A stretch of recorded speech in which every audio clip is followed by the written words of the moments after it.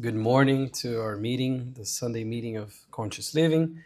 It's always so great to be here to bring a topic, to bring a talk, a lecture, a study, something for us to always be reflecting upon the teachings of Spiritism, but also how we can apply those teachings to our lives.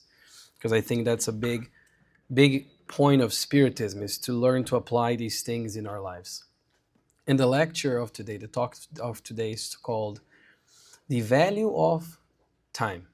And I usually send a list of topics to Abigail. Abigail chose this one. She's like, that sounds interesting. Maybe let's do that one. And the idea, I'll tell you what the idea came from a little later because I want to present the notion of the value of time.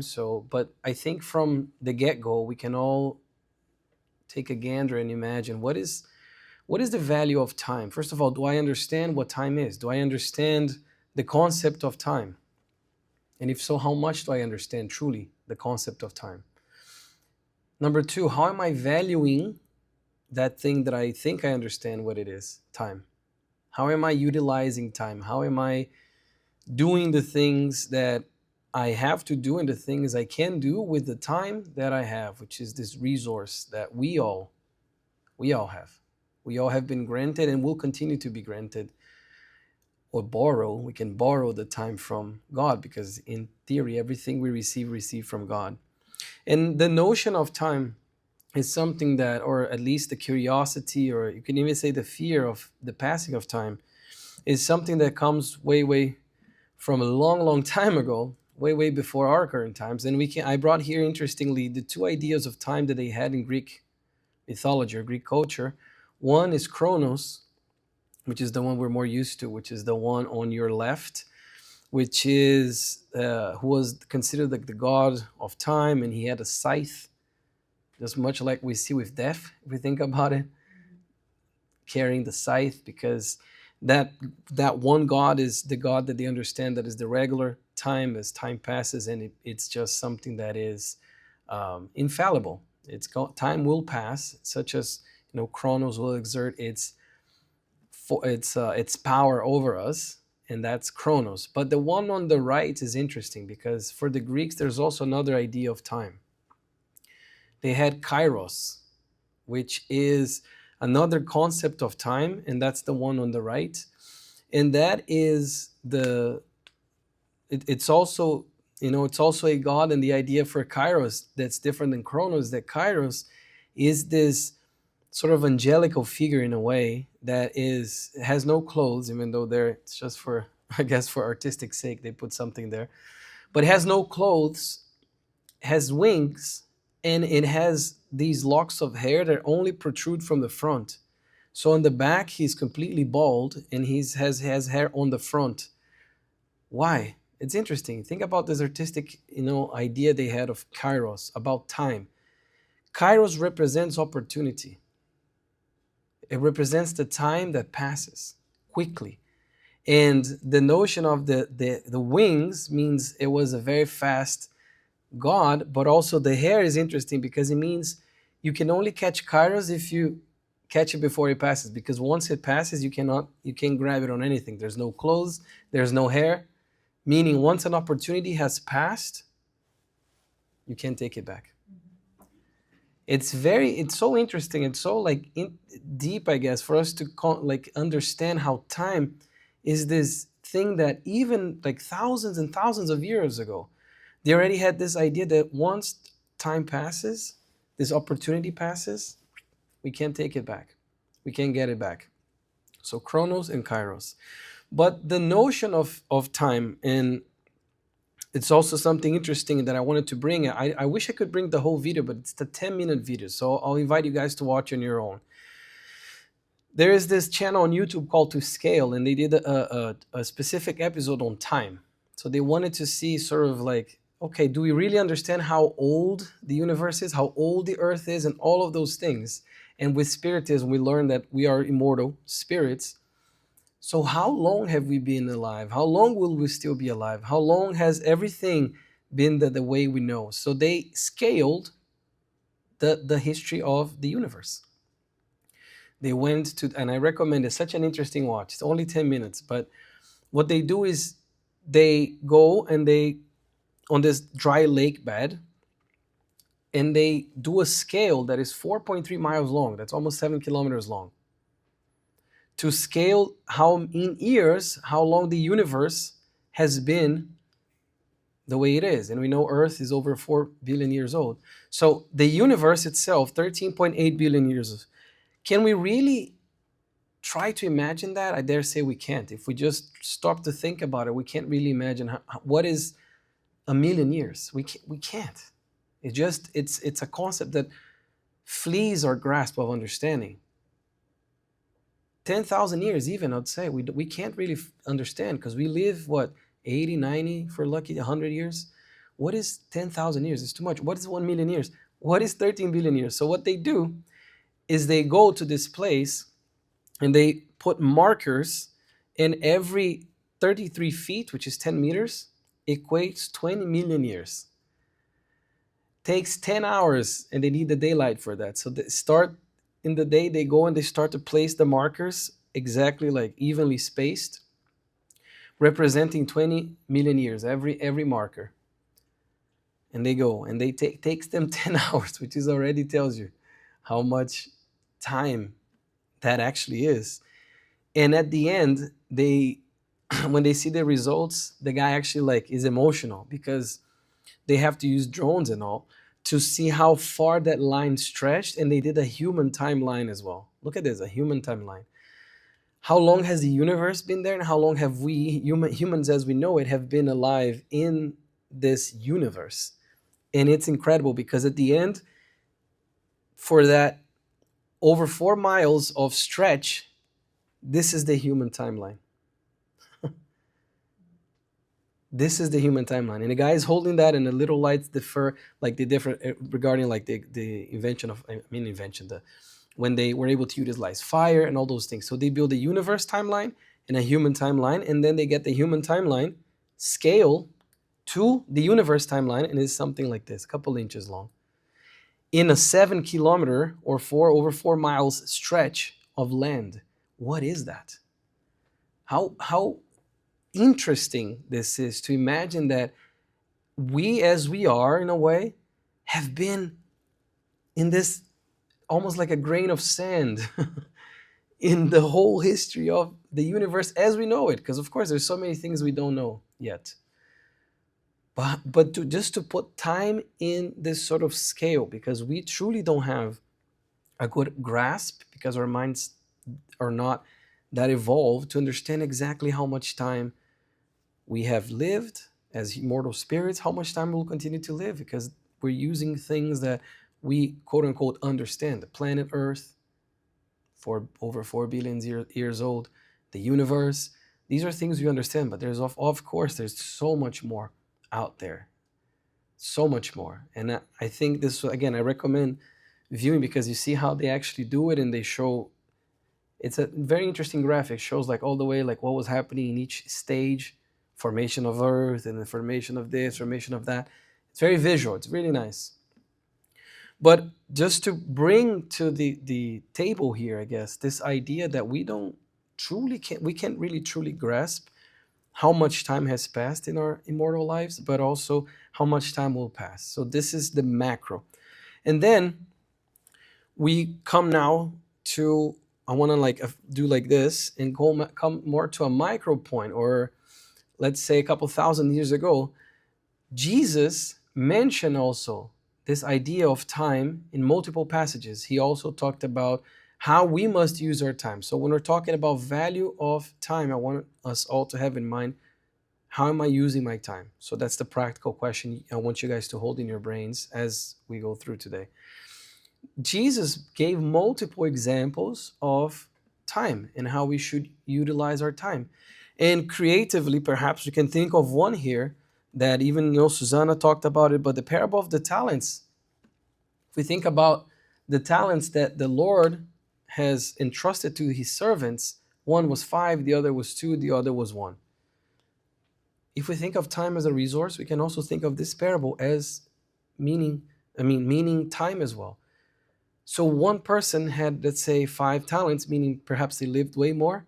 How did they utilize that time? They doubled that. They doubled what? Not the time itself, but the value of those 5 talents they received. The other one received 2, double those 2, 4. We can think of that person, perhaps, again, this is expanding the concept of this parable a bit. We can think of that person who received 2 as somebody who lived less than the one that received 5, but in one reincarnation, they received enough time and they doubled the value of that time. They utilized their time very well. But we also have that one that didn't utilize the talents. For the other 2, the master said, "Well done, good and faithful servant. You have been faithful over a little. I will set you over much. Enter into the joy of your master." Interesting, because now if we think about time, let's imagine what this could mean. This could mean so many more opportunities with the time that was entrusted, time in this case being the talents of the parable. But the one that received 1 talent buried the talent out of fear of the master, out of insecurities, and we can think of so many different things. I know Suzanne already talked about the talents as well recently. But we can think of, how did that person use the time that it was entrusted to them? If we think of talents as time, they squandered it. They wasted it because they buried the talent that they received, the 1 talent they received. They buried in the sand deep down, and nothing was done out of it. They returned. Basically saying, if we reincarnate with X amount of years, let's say, 75, by the time I discarnate, I leave the body, I'm going to have to look back and say, okay, how did I utilize those years? Did I bury it? Did I not use it wisely? Did I not use it in favor of myself and others? Did I just waste it? All that reincarnation? Because trust me, we probably have done that. I don't know each one of you, obviously. But we probably have done that multiple times before in our past. And if we don't want to look it too much inward, we can look at the books, for instance, in the André Luiz collection, psychographed by Chico Xavier, where we have so many spirits that spent so many years trying to untie the things they've done wrong because they wasted their time, or they employed their time in a wrong manner by doing evil things, or by not being charitable, by not serving others. So they have that deep regret within them because they wasted the time. They buried that 1 talent they received from God, which is a concession, because time in the end is a concession from our dear God. And in the other passage too in Matthew we have here, where Jesus is going to say, therefore, if you're offering your gift at the altar, and then remember that your brother or sister has something against you, leave the gift there in front of the altar, meaning leave it there, but first and go reconcile with them. So before you go do the offering, go do all those things, worship God. If you have something against someone, or somebody has something against you, go reconcile with them.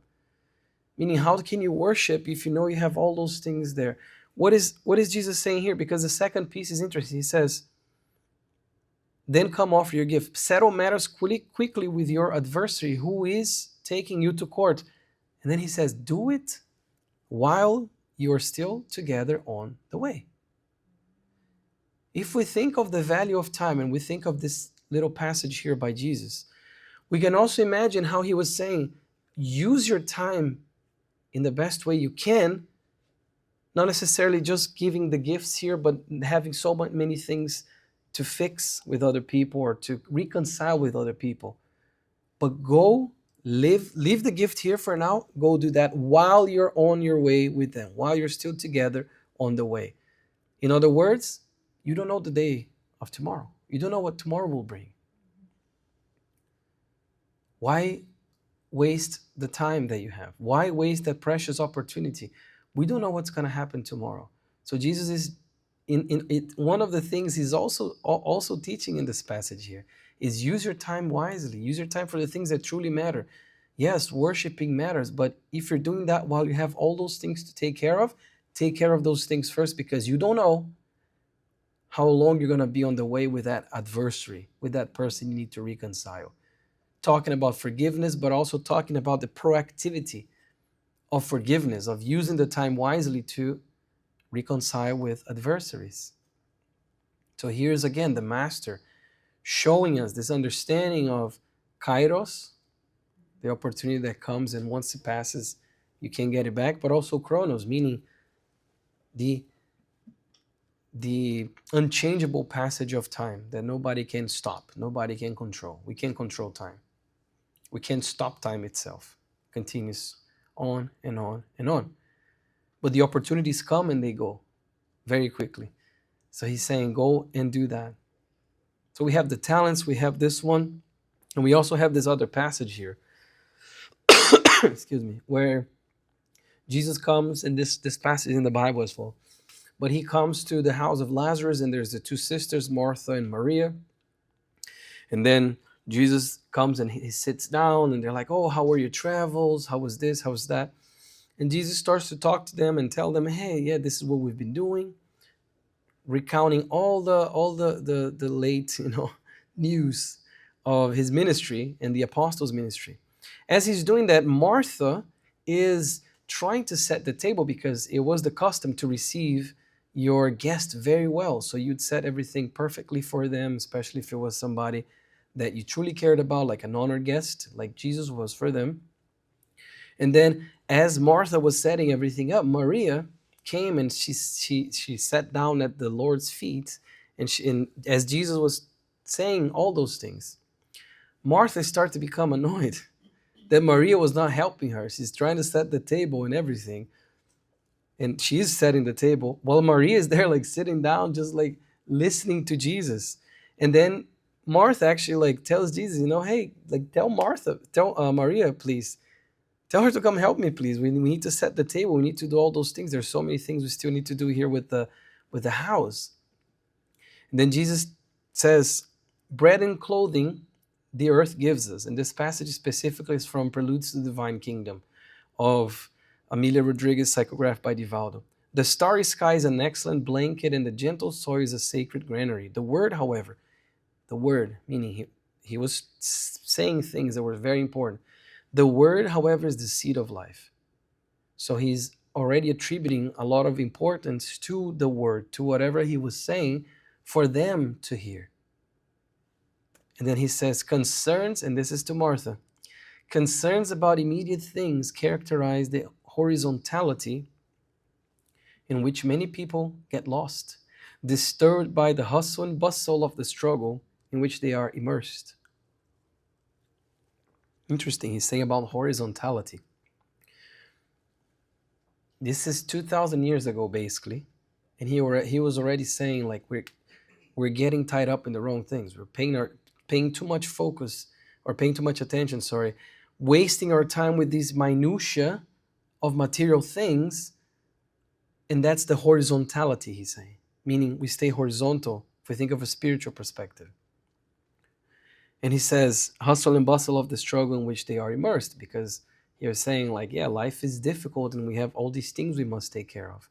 But if we pay attention too much to the material things only, and we become perfectionists and this and that, and we're not investing our time in the things of the spirit, we're in this horizontality.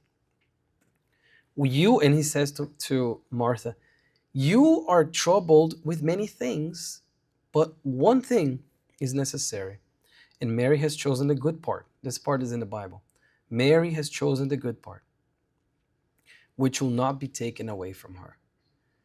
The value of time. Who had the better implementation of the time in that manner? One who was too concerned with the customs and if the plates were enough, if the food was perfectly ready and this and that, the cups, or the one that was actually listening to Jesus, using that time to hear the words of the Master, of the immortal Master. So he's saying Mary has chosen the good part, which will not be taken from her. So Mary, in that way, employed her time much more wisely than Martha, even though from the material eyes, or the eyes of the flesh in that moment, Maria was lazy. What is she doing? She's being unhelpful. We have a guest here. We need to set things up. Say, no, Mary has chosen the good part, the one that will not be taken from her. Again, the Master showing this notion that she's choosing the thing that won't be taken from her, because he also knew that his time there was short. His time there in the flesh with those people in that time was short. So can you imagine Martha, therefore, looking back into that moment and thinking, wow, what was I doing? I should have sat down and listened to him as well. And then we ended up living a life of shoulds. I should have done that. I should have done that. Or I shouldn't have done that. Because we regret, because we're not more conscious about the decision on the moment. So the value of time passes through these ideas that Jesus presented us. The fleeting nature of time, of the opportunities more necessarily, of kairos. Because in that moment, Mary grabbed kairos by the hair in the front. Whereas Maria had let it pass. Sorry, or Martha had let it pass. Until Jesus brought it to her attention. And then there's this other very interesting anecdote, because it's true, that Humberto de Campos, who is a spirit author who wrote through the hands of Chico Xavier, he's going to tell us about this man called Licínio, also in the interest of value of time. So he was saying that Licínio wrote this letter to his mother, saying, hey mom, happy birthday, like it was so great to be with you on your birthday for your 78 years. Wow, and you're so strong, like this is so nice.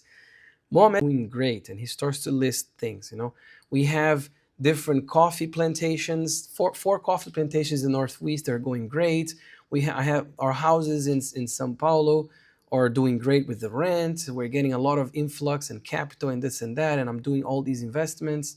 And he's saying, like, I know you say I'm attached to money, but I'm not. Meanwhile, he's saying all these things about money.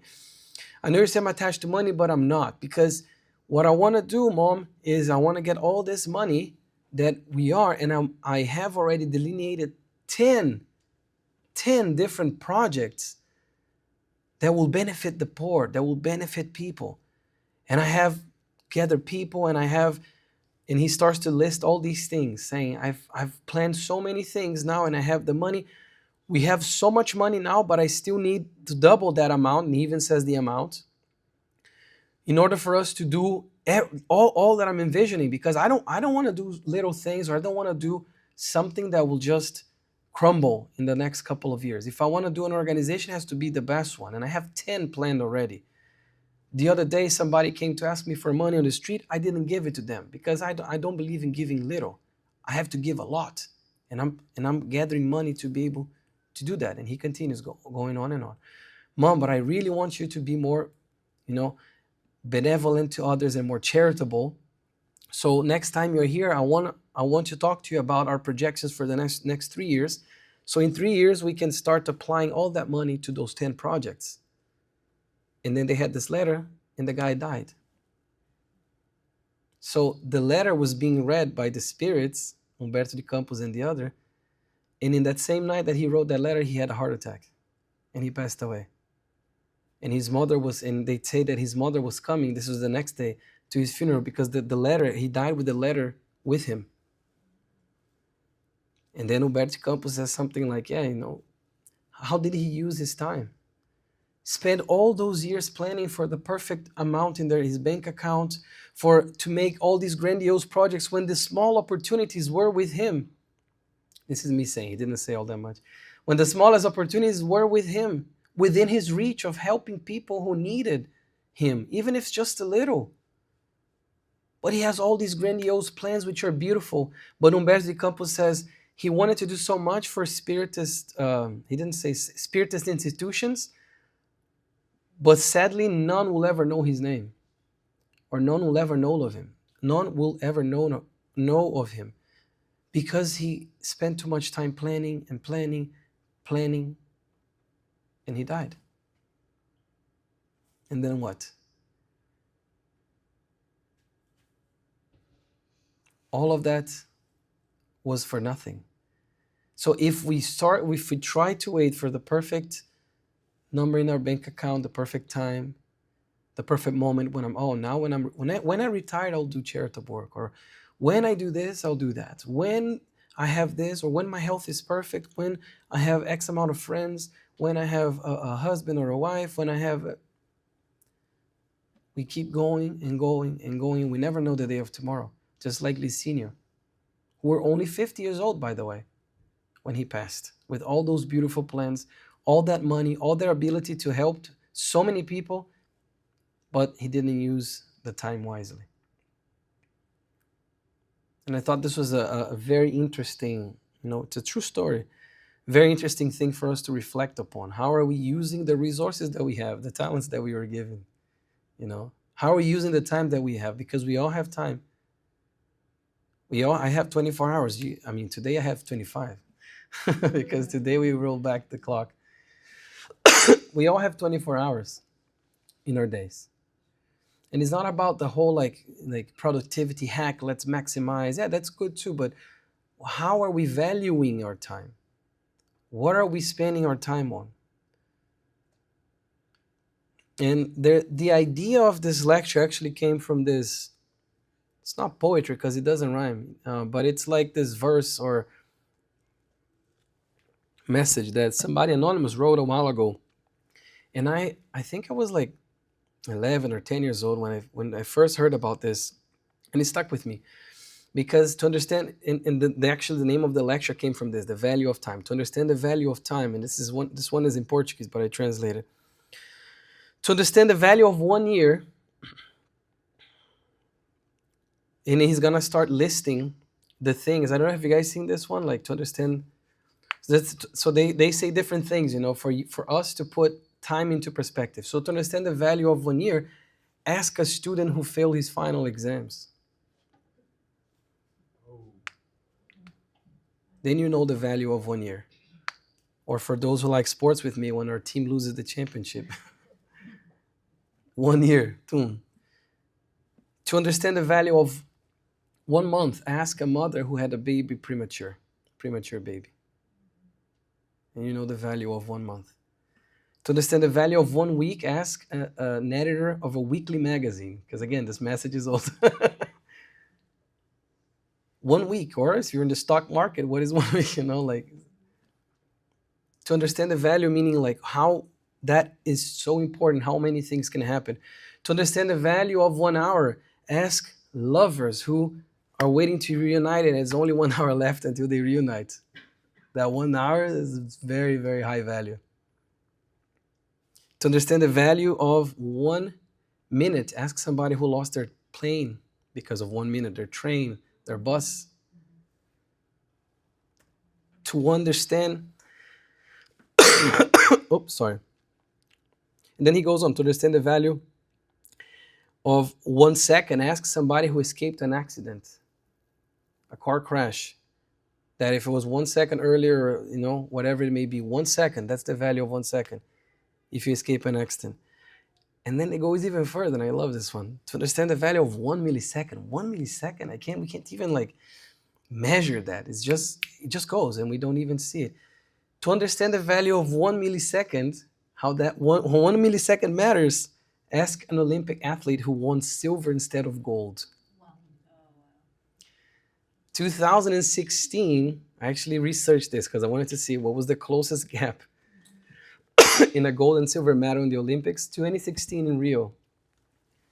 Martin from Croatia, Drysdale from New Zealand in rowing, they had to stop and see the video to declare the winner, and he won by 0.001 second.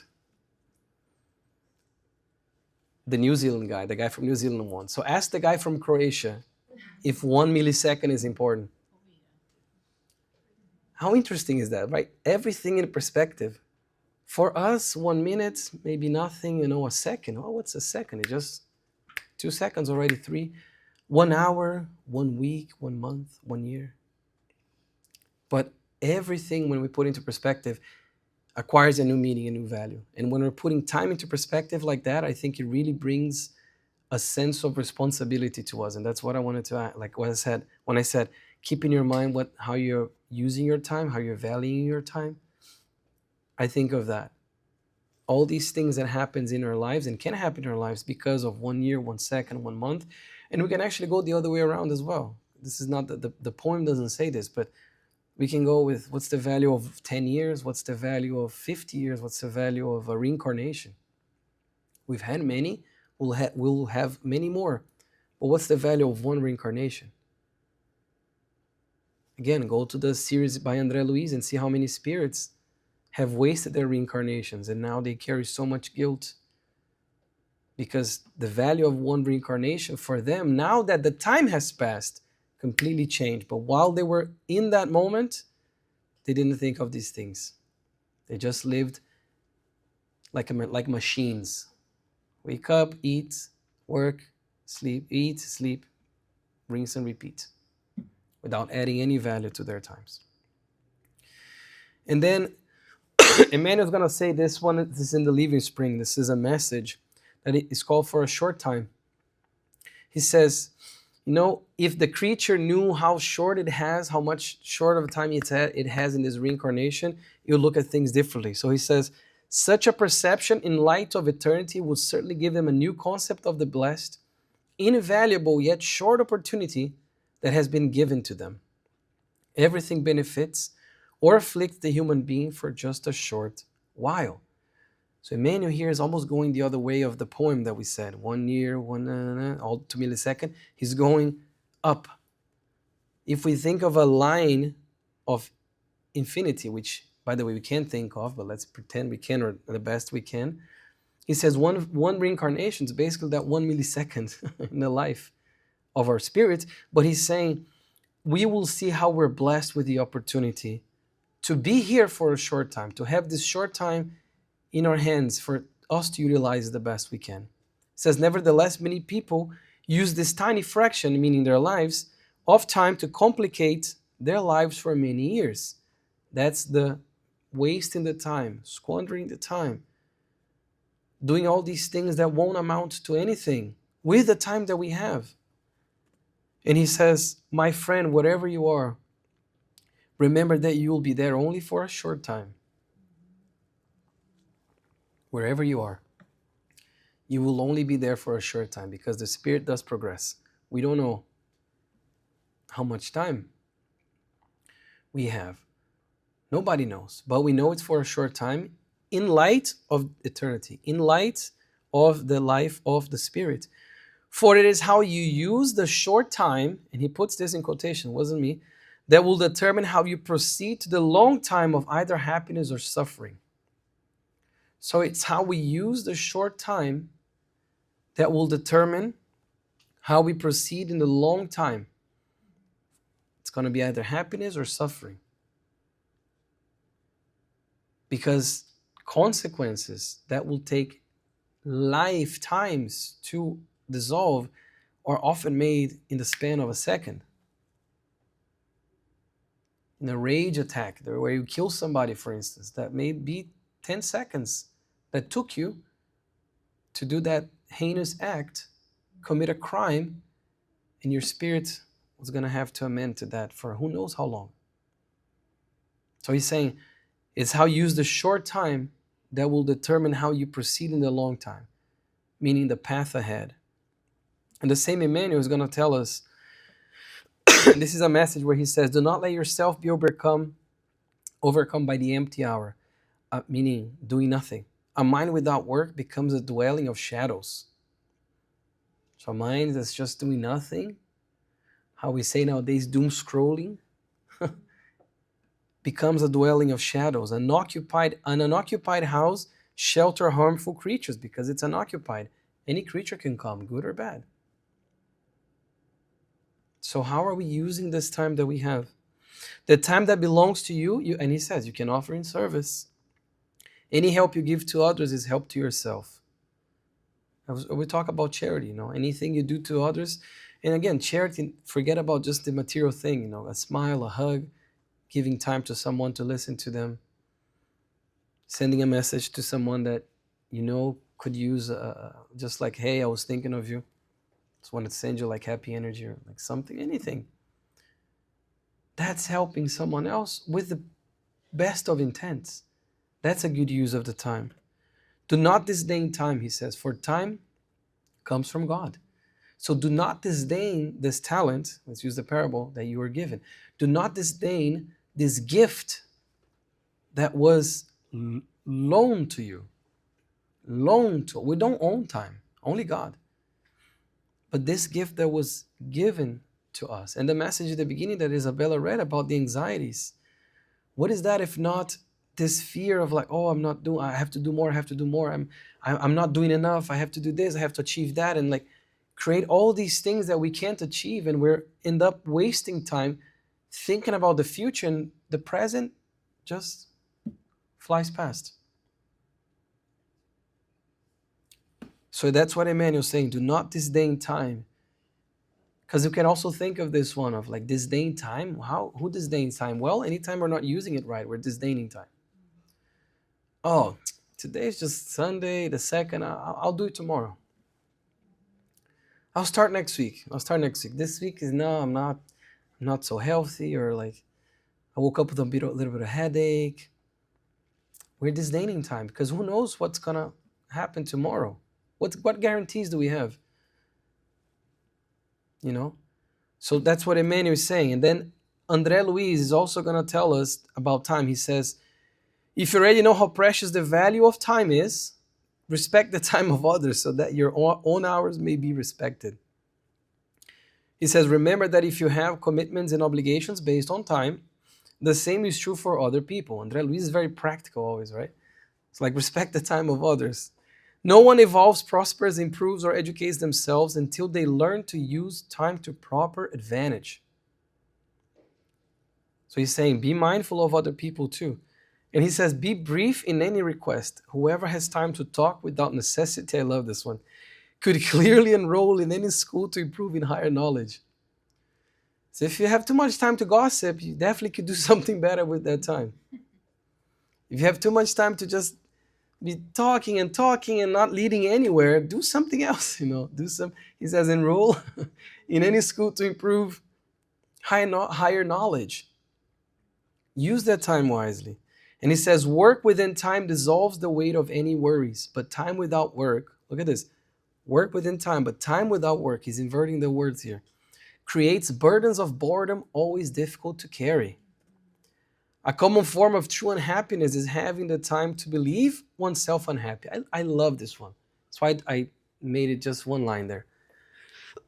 A common form of true unhappiness, meaning being unhappy, is having the time to believe oneself unhappy, meaning that time spent dwelling like, oh, poor me. Oh, poor me. My gosh, I don't want to leave my bed because all those things. How are we using that? He says that's a form of unhappiness. Of course, there's an asterisk because we know of mental health struggles, but if you make use of time to improve yourself, time will make use of you to accomplish wonders. Observe how much can be done in half an hour. Told you, André Luiz is very practical. Half an hour. How much can be done in half an hour? Whoever says that times bring only disappointments has done nothing but deceive themselves. This negativistic view of, oh, time will only bring disappointments. Why try? Why bother trying? Because you're going to fail anyways, or I'm going to fail anyways. Like with the passage of time, it says it's just has done nothing but deceiving themselves and wasting the time. And Emmanuel is going to say, remember that the stewards of material wealth, just as much as the victims of early deprivation, the wise and the ignorant, the healthy and the sick, the happy and the unhappy, will all stand before the reckoning of infallible justice. How have we used our times as well? That's a resource that we're given here. And keep with you the certainty that the only irreparable affliction is that of wasted time. I bolded that. The irreparable affliction is that of the wasted time, is the guilt that we carry, like I could have done so much and I didn't. For affections and possessions, opportunities and values, lessons and talents return to our hands in some way, definitely not the same way, some way, through the unending cycles of reincarnation. But the hour once lost is a gift from God that will never return. That hour is gone. That hour, in the way that hour was, will never be again. Never. There's that Chinese saying that I love, says a man can never step on the same river twice. Because the man is not the same and the river is not the same. That's it. The hour that we lose is gone. And he's saying that's the only irreparable affliction. So André Luiz, back to André now, he's going to say, let us reflect on the justice of time. Time is a divine value within human experience. Each consciousness shapes its own destiny through it. And I love this analogy. He says the time that Christ spent in elevation was exactly the same as the time Barabbas spent in wrongdoing. The only difference between them is that Jesus used his time to magnify goodness, while Barabbas used his time to generate evil. Between the light of one and the shadow of the other, the use of time unfolds along an infinite scale, of course, because one is a spirit of the highest order, the other one wasn't. So that's why he's saying there's the scale. To improve ourselves or to worsen within it, that is our choice. So to how fast we're improving in the scale, how well we're improving in the scale, it's up to us. So man is going to say time is this is another message from another book. This one is by an author called Aparecida, psychographed by Chico, where she was saying this because Chico used to psychograph letters to mothers and parents. And this was a letter by a girl who had passed away to her mom. And I picked just this part about time because it's beautiful. She says, time is a loan from God. A miraculous elixir. It soothes all pain. An invisible scalpel. It heals all wounds, restoring the tissues of body and soul. With time we make mistakes. With time we make amends. In its company, time, we take on serious commitments, and with its support, we repay all our debts. I thought it was such a beautiful way to look at time. And then the last message here that I want us to have, so I left it for the last one. It says, Emmanuel says, surely God will grant you other days. We don't know how or in what way, but we'll be granted other days, obviously, because our Father is merciful and loving. And other opportunities for work, but do all the good you can now. For a day like today, you will only have once. A day like today, with everything that we are, with everything that we have, with everything that's surrounding us, all the opportunities, all the people, in the same way that we are today, it's only going to happen today. So for us to think of value of time, think of how we're using our time, starting with the seconds, the minutes, the hours, the day, and making the best of what we can today. That was the message. So I wish everybody have a blessed week.